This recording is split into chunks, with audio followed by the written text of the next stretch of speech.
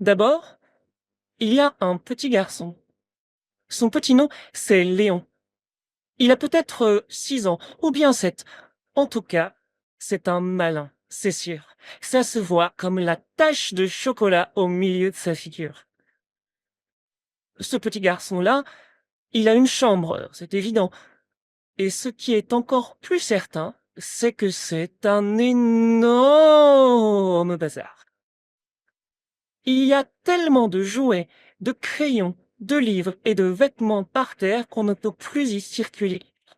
Et ça, on peut le deviner au cri que pousse sa mère à chaque fois qu'elle essaie. C'est si sensible, les doigts de pied. Aïe, mais... Oh non, oh, Léon, mais... Oh, oh, ça peut pas continuer. Ah, c'est plus possible, Léon. Aïe! On peut aussi le repérer au grognement que pousse son père à chaque fois qu'il veut y entrer. Range ta chambre, crie-t-il en chœur. Et pour cause, il y en a des couches, des caisses, des tonnes éparpillées dans lesquelles on peut retrouver des t-shirts égarés, des peluches esselées, 2 ou 3 poupées et même quelques graviers tombés de poches percées. C'est un capharnaüm, un souk, un bric-à-brac, un énorme bazar. Mais Léon, il s'y retrouve toujours. Il sait bien que son camion de pompier est juste à côté de son livre sur les fées, et que son ballon de foot est caché sous sa cape de mousquetaire. C'est son repère, et jamais, jamais, il ne s'y perd. Alors rangez ça, non. Hors de question. C'est un peu comme dans sa tête. C'est pas très bien organisé. Il y a toujours tout un tas de questions qui se bousculent, des pensées qui débordent, des mots qui se mélangent. Mais Léon, ça le rassure que dehors ce soit un peu comme dedans. Ça le calme immédiatement quand là-haut tout s'en mêle. Les syllabes, les lettres, les numéros, ça l'apaise aussitôt. Sa chambre, c'est son terrain de jeu, sa caverne d'Awibara, sa cour de récré rien qu'à lui. Il aime se transformer, être le bandit et le policier, la princesse intrépide ou le proche chevalier. Parfois même un super-héros au super-pouvoir rigolo, comme pouvoir réciter l'alphabet dans toutes les langues de la Terre. Ou pouvoir transformer l'été en hiver. Ou encore faire en sorte que tout le monde chante au lieu de parler. Vivre dans une comédie musicale. La la la! Ça lui plairait. Mais ce jeu préféré, celui qu'il aime encore plus que sa collecte de BD, plus que les billes ou redessinées, et même plus que l'heure du beauté, c'est celui du berger. Car Léon m'a secret.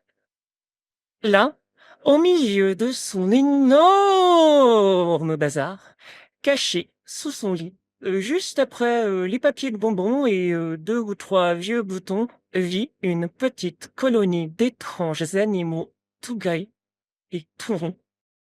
On dirait des moutons. Ah, mais pas n'importe lesquels, ça, non.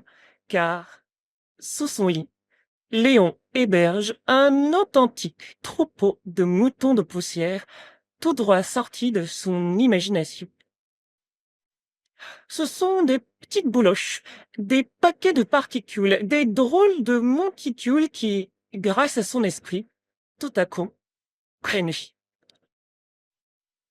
Tous les jours, Léon les nourrit de petits morceaux de moquette, de minuscules miettes et de quelques cheveux de maman. Dans une assiette de sa dinette, il verse quelques gouttes d'eau de pluie récoltée pendant la nuit. Parce qu'il faut bien boire, hein. Et pour ça, rien de mieux qu'un arrosoir placé au fond du jardin, qu'il vérifie tous les matins. Il prend son rôle très à cœur. C'est du sérieux le métier de berger. Heureusement, aucune trace de grand méchant. Non. Léon y a veillé. Il reste bien rangé dans les livres d'histoire qui sont eux-mêmes cachés tout au fond du placard. À part sa meilleure copine, Alma, personne n'est au courant. Mais à elle, il peut tout dire. C'est la seule à ne pas se moquer quand les phrases sortent de travers ou quand les mots sont à l'envers. Ensemble, la moitié du corps s'éveille et les pieds qui dépassent. Ils ont donné des prénoms à cette joyeuse bande de moutons.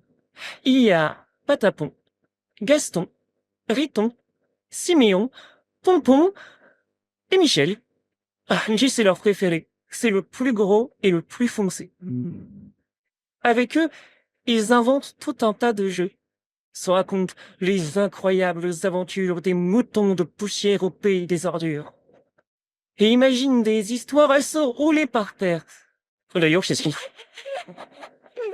Et quand ils n'ont plus d'inspiration, ils finissent par jouer, ah bah oui, à saute-mouton.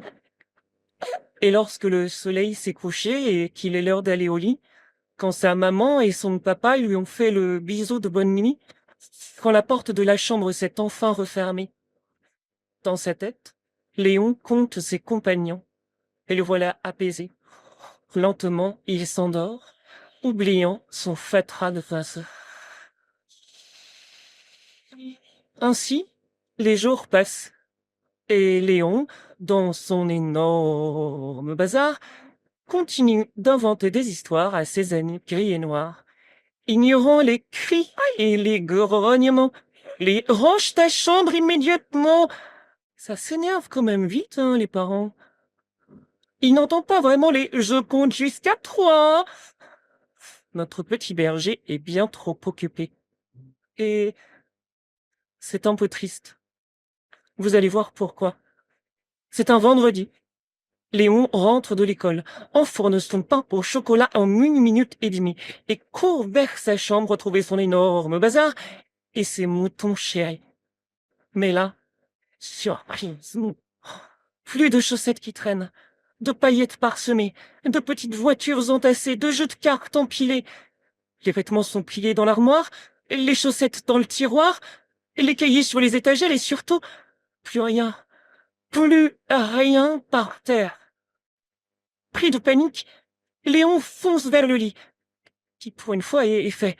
La tête la première et il plonge vers la moquette et là... Oh, horreur!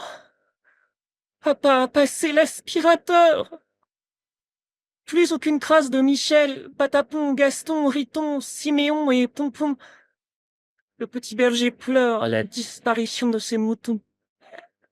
Il est inconsolable.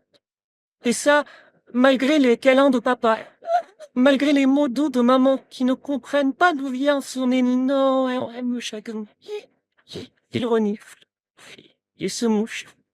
Repense à son troupeau entre de gros sanglots. Il sait bien au fond que ça n'était pas de vrais animaux, mais dans son cerveau, tout s'embrouille à nouveau, et il ne parvient pas à prononcer un mot. Quand vient l'heure d'aller se coucher, petit Léon verse encore de grosses larmes sur son oreiller. Comment va-t-il réussir à s'endormir dans ses draps tout propres, tout frais, et sans ses amis à compter? Léon décide de rallumer la lumière, s'assoit dans son petit lit, et du regard balaye, façon de parler, hein, observe sa chambre. Il regarde le sol, les meubles, les murs. Rien. Il n'y a rien à faire. Plus rien ne dépasse. Et plus un seul gramme de poussière. Pour faire naître de nouvelles bébêtes, il faut de la matière.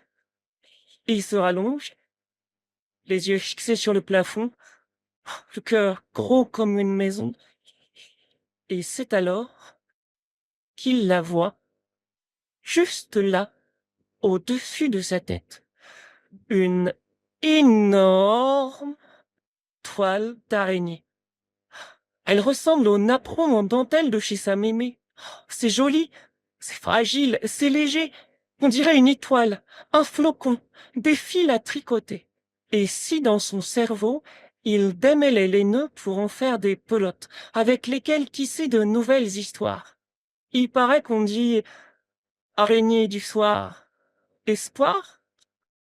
Sans s'en rendre compte, il se met à fredonner.